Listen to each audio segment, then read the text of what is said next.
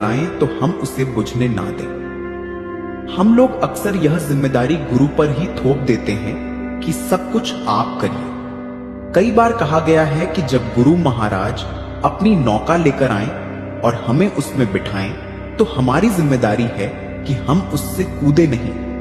अगर कूदते रहेंगे तो डूबते रहेंगे और अगर डूबना नहीं चाहते तो उस नौका में बैठे रहना पड़ेगा। आज का मनुष्य सोचता है कि वो अजीब किस्म का है क्योंकि उसके पास टेक्नोलॉजी है, मोबाइल फोन है। वो समझता है यह बहुत अच्छी टेक्नोलॉजी है। लेकिन सोचो, यह टेक्नोलॉजी बनाई किसने? कंपनियों ने।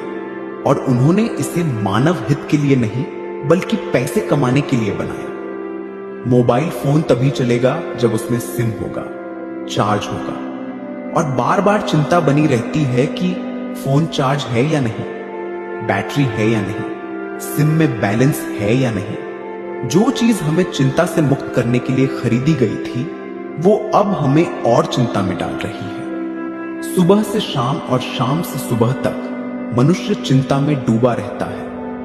नौकरी की चिंता, घर की चिंता, पैसे की चिंता।